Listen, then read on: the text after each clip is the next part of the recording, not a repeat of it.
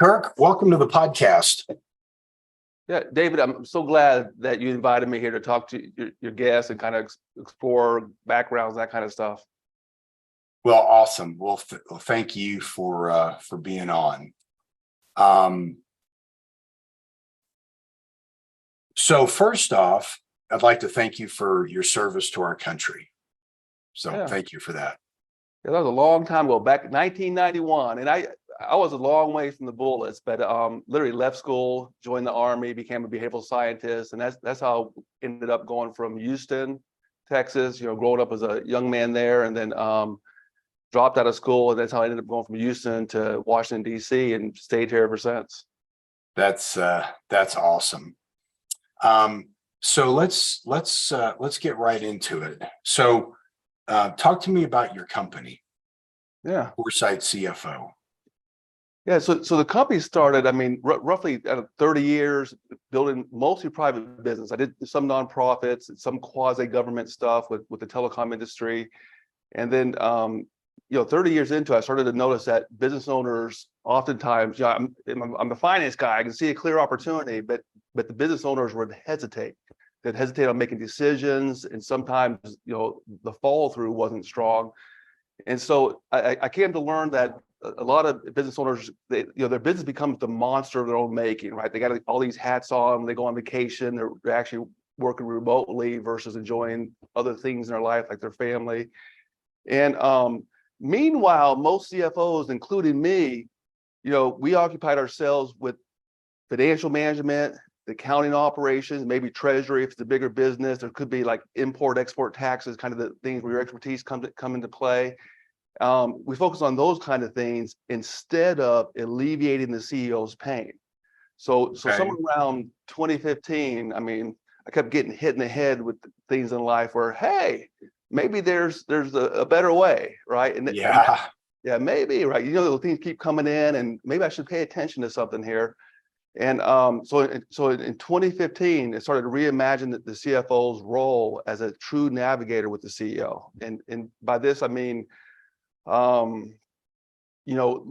as a CFO, a navigator side by side with the CEO, learning how to help the CEO escape the owner's trap. Like, they were born, there's something that the CEO is really good at, but they're oftentimes they're not focused on that area. So how do we help them focus on that area? And how do, as a CFO, how do I collaborate with subject matter experts across the company, like the CMOs and the salespeople and delivery people, to help them obliterate the obstacles of growth, right? So it's a broader partner than just the financial operation.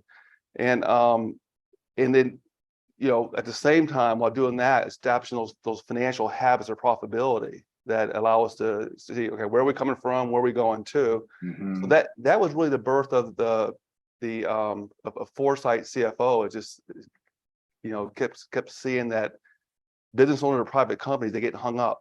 They're trapped, by their business, and so maybe there's a better way, and that's where it all started. And so the foresight in the name means, I guess, looking forward instead of backwards, right? Yeah. Like, where do you want to? If you got a business, you got into your business for a reason. What is your destination? Where do you want to end up? And a lot of times for me, I'm a big freedom guy. I want freedom of time, freedom of money. I want freedom of purpose to do what I really care about, versus being tethered to some obligation that's not worthwhile. So that's the fourth. And don't forget the fourth freedom of relationship. Yeah, that's a big one, right? What is it? So David, what does that mean to you? Freedom of relationship? It means associating, serving who I want to serve, work with who I want to serve. So the reason I knew the fourth freedom was because I've spent many years in strategic coach, which is probably where you learned the four freedoms as well, I'm guessing, or from Dan Sullivan. Yeah, strategic coach is brilliant. And so, but that's a key point when you can actually choose who you work with, both inside and outside, that's liberation. It is. It is. And so I know your tagline is that you're a growth CFO. Yeah. And so I can appreciate that the looking forward has kind of one component, but then the growth CFO piece, that strikes me as more unique, because that almost sounds like a blending of of, being the chief revenue officer, if you will. So talk to me about how you are able to leverage that CFO role into, revenue growth. Yeah, and that's one of the 5 obstacles. It used to be the number 1 obstacle is how to help clients win new clients, and closely behind that was the number 2 obstacle, which is keeping and growing existing clients. Now the number 1 obstacle is people, so we might want to talk about that in a moment. But to answer your question, the growth CFOs are definitely CFOs, right? We're not trying to become masters of all, what jack of all trades, masters of none. But it's more, if you have, doesn't matter whatever the title it is, those, the chief salespeople, the chief marketing officer, whatever title they have, in our world, the growth CFO works hand in hand, and we have certain strengths that's as numbers people, finance people.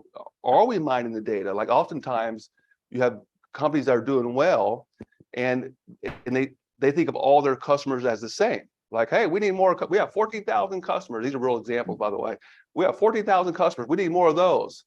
Really? You need more of those? Because if you run the data, if you mine that data using the skills that the CPAs and the finance people bring to the table, you actually find out the 80-20 rule plays out, where roughly 20% of your clients are producing 80% of the financial outcomes, and those people love you. They love it. You love working with them. You can do your best work with them. It's good synergies. You bring value. They want you to be paid well. It's great, right, all the way around. And likewise, vice versa, the bottom 20%, you're losing money. They don't like you, right? You don't get along. People don't want to go to work on that site. So when you mine the data, kind of coming in, how a growth CFO would work with the CMO or the sales team. Hey, let's look at who we can actually do our best work with using that data. Let's figure out, who are these people? What is the voice of the client? Why do those people sign up with us? Why do they keep going with us? And then align everything to that, like bundling services. Maybe there's cross-sell, upsell. Maybe you can do even better work with them. Pricing strategy. A lot of times, CEOs of private businesses, they're very risk adverse when it comes to pricing. But can we value price? If you're making this kind of outcome for those best clients, can you share that doing well by doing good? And then aligning everything, aligning the lead generation marketing, aligning the sales process to that best top 20%. And then maybe once you get confident there, this is not overnight. Do things step by step, crawl, walk, run, so that you're not betting the farm on any one decision, but you're making decisions with clarity. You're making follow through with the clarity of the habits, right? The financial habits. And then maybe the bottom 20% that's eating up everything you got, maybe refer them to your competition, right? Maybe. Sure. So you work with who you want to work with, that freedom of relationship. So that's kind of a picture. And the actual example would be a client that had software as a service, kind of online platform, 14,000 customers. Exact scenario. You can't. I want more customers. Do you really? Because we do the data, and these people buy from you and keep coming back. These other people, man, your calls, customer service call center is loaded up with people who clients that you will never make happy. Yeah. How about, right? So yeah, in fact, I believe the official name of that 80-20 rule is called the Pareto principle, named after an Italian economist from a long time ago. But the most interesting part of the Pareto principle is when you take it to a second level. So if you look at 20% of your customers are accounting for 80% of your revenue. Well, if you take the 20% of your 20% and the 80% of the 80%, you'll find that 4% of your customers are accounting for 64% of the revenues. Is that right? Which is even more powerful. It's interesting. There's a guy that wrote a book called the 80-20 Principle, and I cannot remember his name. I can picture the book. And he had an exercise where you would take your clients and rank them in descending order by like revenue or profit. And then you'd have a cumulative column, right? So your first customer accounts for 5%, your next one accounts for 4%. So that's 9%. And he had this exercise, you'd go through there and you would just see how many customers down you'd have to go till you got to a significant amount of your revenue. And it was really interesting looking at it, centers of influence and like I discovered when I did that, like 80% of my referrals came from 5 centers of influence. Is that right? And I realized I didn't even need to go into any more networking events. All I had to do is spend more time with those 5 people. And, these were the 5 people who I met with once a year. So you're like, wonder what happens if I met with them quarterly, just those 5 people. So anyway, so I'm always fascinated by that, the 80-20. And the other funny thing about that, I'm sure you know this, it doesn't have to be 80-20. It doesn't have to add up to 100. It can be an 80-10 or a 70-20 or it's really just pointing out that there's these disproportionate outcome from, limited inputs. But anyway, so yeah, I always love talking to somebody about Pareto principle. But let's go deeper there. I mean, look what it just did for you. Wow. 5 relationships produce most of my outcomes. So now if I wanted to, I could definitely put more attention to those folks, right? Because that's your bread and butter. It makes total sense. Probably more will come from that if you more attention, more outcomes, that kind of stuff. So in addition, you essentially could work half as much.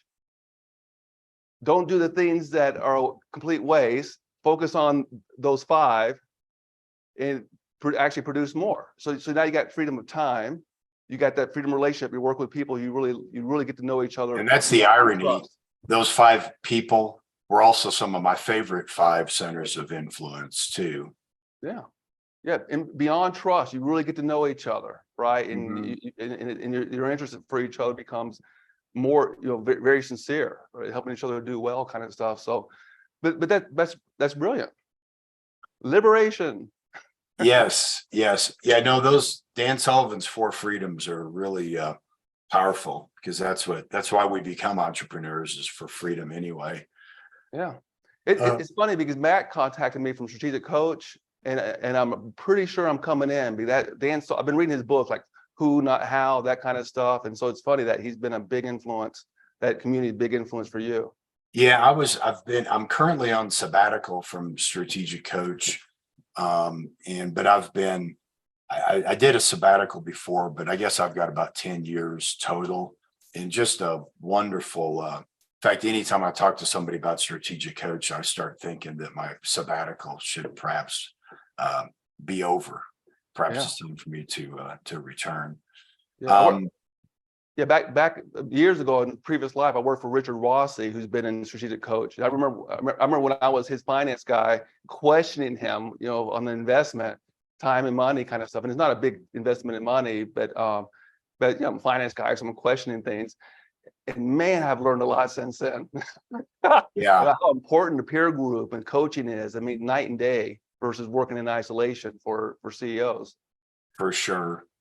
Yeah, I would strongly recommend Strategic Coach because it gives you a chance to think about your thinking. That's one of Dan's lines. So let's switch gears. So you and I have something in common. We've both authored a book. Yours was a bestseller, mine was not. So talk to me about the book. What's the name of it? When was it published? What prompted you to publish it? Yeah. So the book title is called The Growth CFO Void. So that missing team member, right? Basically the missing navigator to the CEO who's a pilot of the plane. And there were a number of things that kind of prompted. Like one, I teach at Georgetown School of Continuing Studies, kind of a fun thing. I'm big on developing people to a lot of times go beyond their self-imposed limits. So I love teaching, and the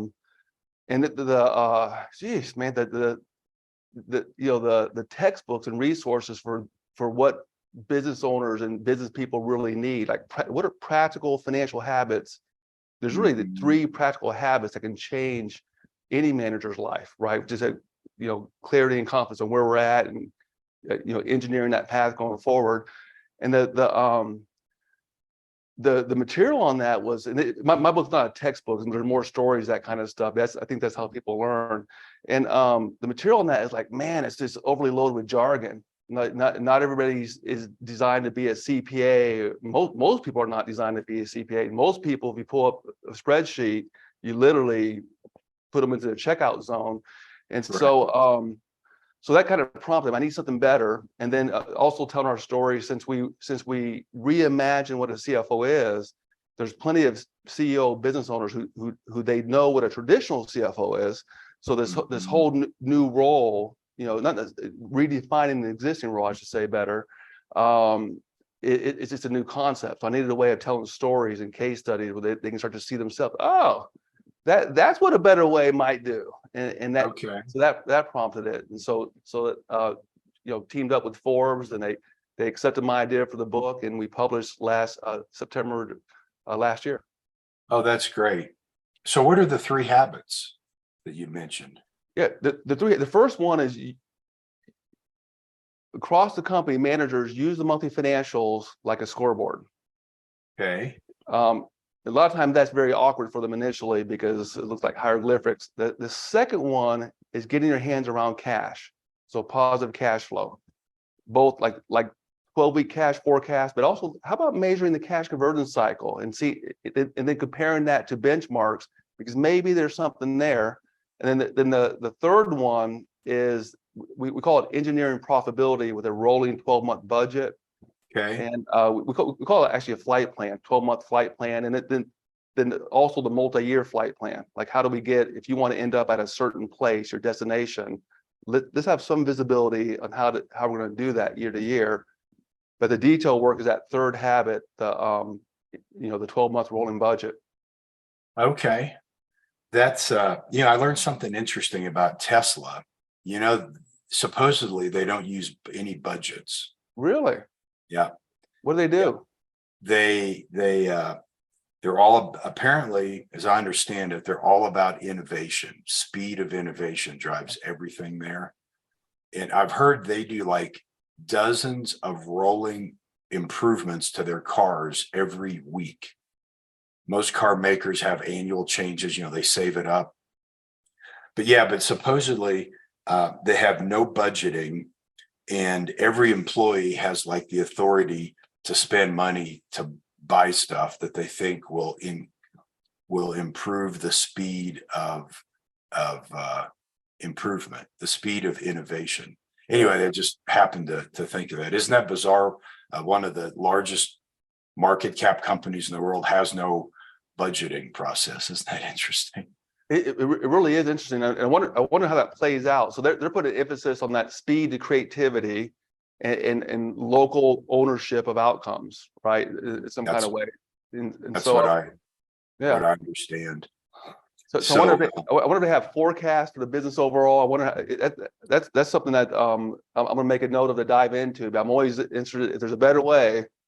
I wonder. So the guy to look up is a guy named Joe Justice, who's a lean manufacturing guru, and he worked at Tesla for like 4 years. And he's who a lot of that data comes from, as far as no budgeting and it just sounds like in fact, I was so intrigued by when they opened their factory in Austin. I live in Houston. If they would have let me, I would have gone to work there for 6 months, just like for the hell of it. It just seemed like such an amazing place to work. But they probably wanted me there more than 6 months, and I wasn't gonna, because I've got a buddy in Austin. Their kids are all grown. I probably could stay in a spare bedroom. And but anyway, you're the first person I've shared my pipe dream of going to work in the Tesla factory in Austin.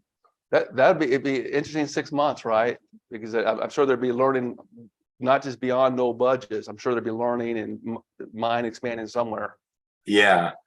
So let's get into the stories. This is my favorite part of the interview. You mentioned you had stories in the book. So, and I agree, stories, I think, are the best way to learn, illustrate a point. So what are some success stories that come to mind, either from the book, not from the book? If you're allowed to share who the name of the person or company is, feel free to. If that's not appropriate, and they just need to be anonymous. But let's talk about some stories. What's one that comes to mind? One of my favorite ones, and I'm going to keep the names anonymous because if I say something financial after I say the name, I want to respect confidentiality. And first, as I think back the last 8 years with Foresight, the CEOs, I mean, these are remarkable people, right? They have an idea. Sometimes they have circumstances that force them into entrepreneurship. Sometimes they're inspired by an idea. Sometimes they're just not corporate people and they want to go Right. and do their thing. And the conversation are phenomenal. And I've been humbled because I knew they were smart. I mean, I've been around for a few days.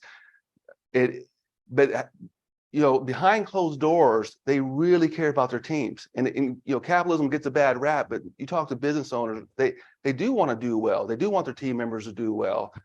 Sometimes they're up to their neck and can't even make payroll, right? They're putting payroll on its credit card, their credit card, right? And they're mortgaging their house. That's what they're doing. And they really do. There's a just a decency that goes beyond what I don't know, people I get credit for mainstream.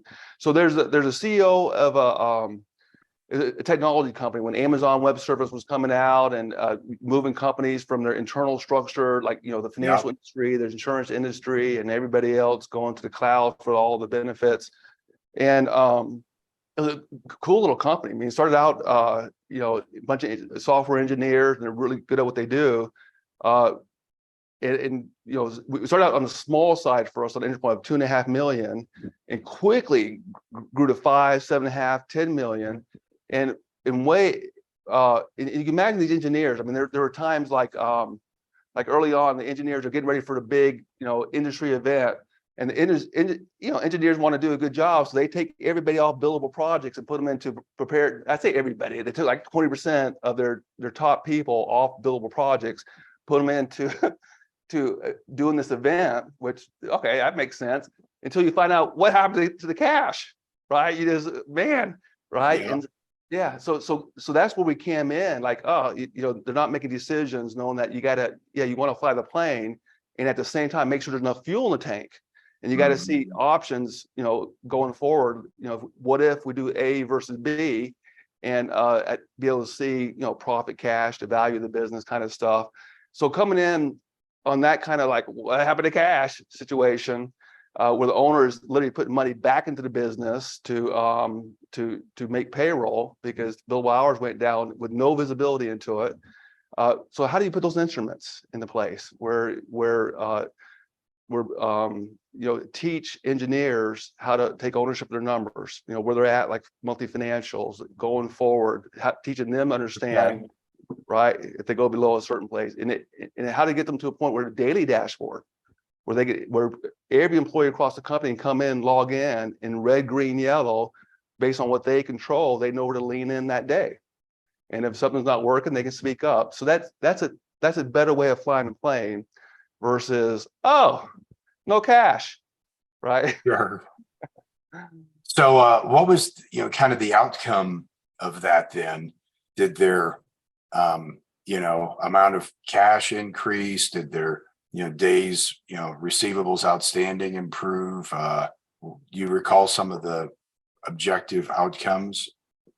Yeah, we literally put in those controls, right? The daily dashboard, using the monthly financials. They took ownership of their 12-month rolling budgets. They control the historical plus the forward, and but by month 3, they're getting comfortable with the financial. At first, nobody wants to look at the financials. You're keeping me from doing my job, right? That kind of stuff. We call it financial scoreboard, but it's financials.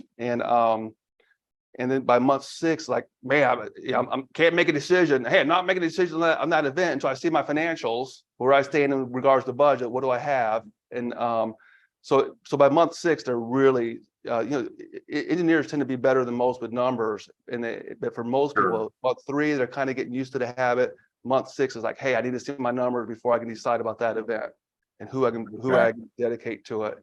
And so the outcome overall is, the company grew, right? More visibility, profit was strong.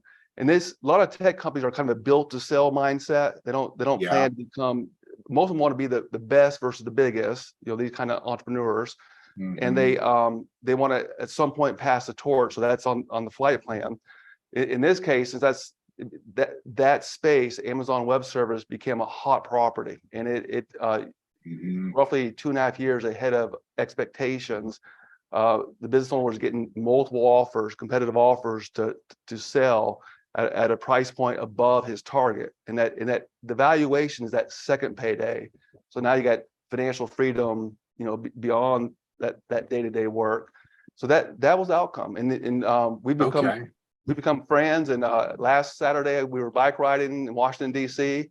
on the trails there. Yeah, you do something like that. That's that brotherhood, right? Where you got the CEO who's a pilot, and then the growth CFO who's a navigator, and man, you create some good friends. Yeah. Now that's some of my favorite people are my clients. So speaking of that, so describe to us what the elements are of a perfect fit, or as strategic coach calls it, a right fit client for you. The two things. One, mindset, right? Okay. If a person has a learning mindset, like some of the things you and I are talking about here, that's going to be fun. That's going to be a good outcome, because there is a better way, and that will always be true. And you have smart team members with different expertise, and so learning mindset to be able to see something, make a decision, follow through, and make adjustments. Sometimes on version 1 of the rollout, okay, let's evolve to version 2. But not changing some of the tactics, but not losing sight of the vision, the mission, and the purpose of the organization.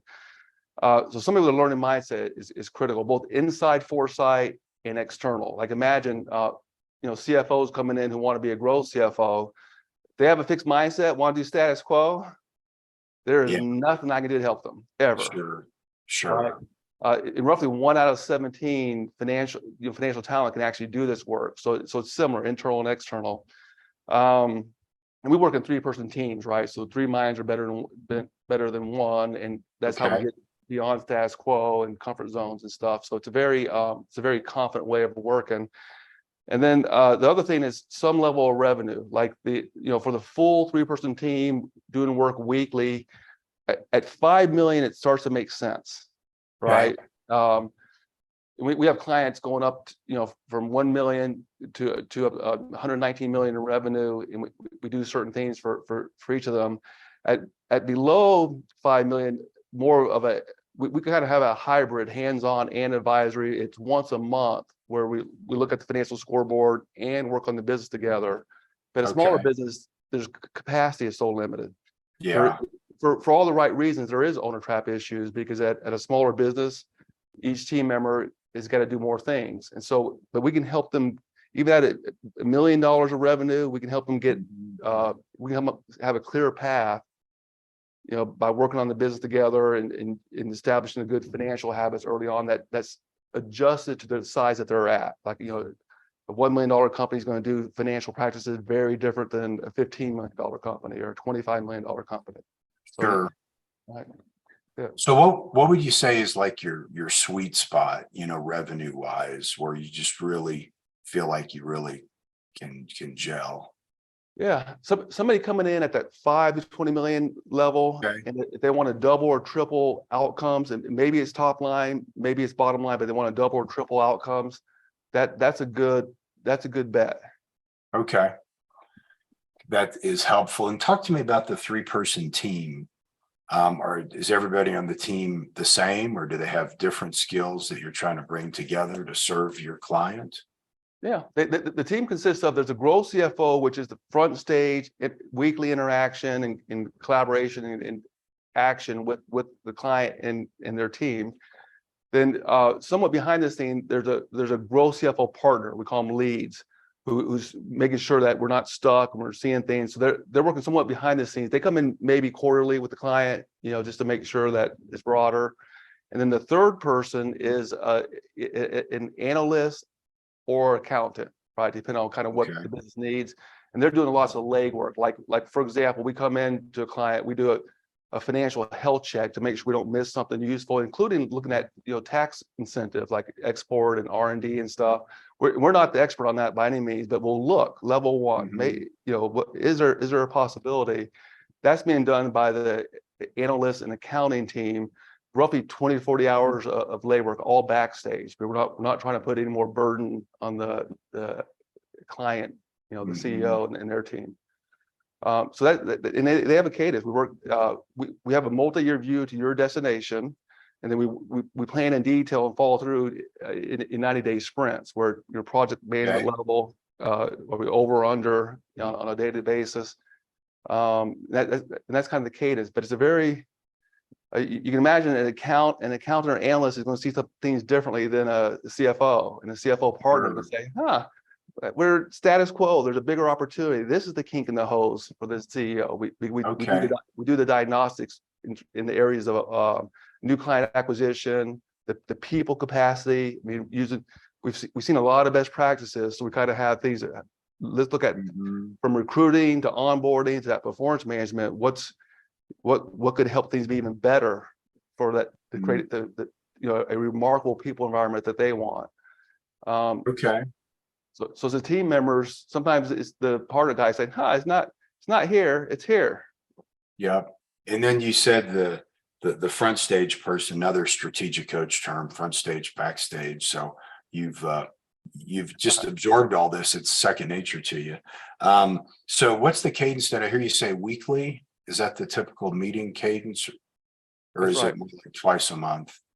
Yeah, it's for the full service, companies doing 5 million plus where it's a good fit. It's every week we're doing a huddle, at least 25 minutes just to calibrate, and then the growth CFO is working with whoever the right person is in the client's company to get the outcomes they're looking for, and that includes developing the managers to use the numbers so it's a weekly cadence. For internally, we're dedicated one full day. The growth CFO is one full day to each client, totally blocked off, dedicated in the zone. And there's roughly, over the course of a year, there's roughly a full second day with the other two members of the team. That kind of, there's certain periods of the year that have more work and other periods that have, like the diagnostics, or there's more work for the backstage team members. Okay. No, that's really helpful. And that's really, I mean, I've met other fractional CFO type companies, but the 3-person team seems like a unique concept. Well, I can't believe how quickly the time has gone by. A couple more questions. What do you wish you knew when you were 25? I wish I was the kind of guy, very task oriented, tethered to the desk, driving outcomes.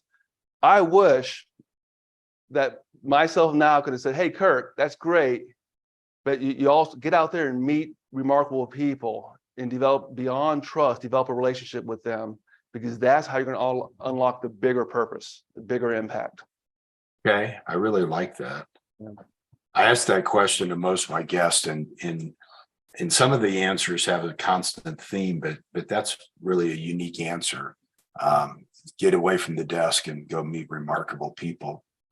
Yeah, I mean, even next week, I've been working with a person by the name of Janet Hogan, and she's in Australia. So just by the accent alone, she's worth working with. And I've come to learn that this is recent, right? I come to learn that the way I do vacation, I like freedom. So I went to Venezuela years ago when I was in my 20s, nothing but a backpack, lived there for a year. I had no agenda, that kind of stuff, met people, great things came out of it, including my wife, 26 years married, 2 boys, that kind of stuff. Never expected that going in, but I was there. So that's how I do vacation. And by working with Janet Hogan, I come to realize, wait a minute, Janet, you mean I can just travel places? Like next week, I'm going to Florida all week. I have a few meetings set up. I have no agenda. These are clients, prospects, partners. I just want to get to know them. And you see me get excited. You mean that's work? Because it feels like vacation. You mean I can actually do that? And so literally I got lined up now 1 week per month. I'm just going to no agenda, line up meetings, meet people, see who they are and what's going on. More freedom involved in that, isn't it? More and freedom. I love the Australian accent. My iPhone Siri is an Australian woman accent I have. Yeah, so that's how the wisdom goes by. You can see with the Australian accent. Oh, you mean, wait a minute. Yeah. So in fact, it seems like of all the people from, I guess, the English Commonwealth, the Australians seem to me just to be the most freedom focused. I mean, they just seem all about walkabout, I think is their term, to just kind of go wandering. Yeah, they do seem to value, like, there's a level of individualism, but also consideration for others. Mm-hmm. That's uniquely Australian. And I remember we had we had team members there in Australia, and they would, I think they're agreeing, but they're not agreeing. They're just being friendly. It took me a while to say, wait a minute. How about that?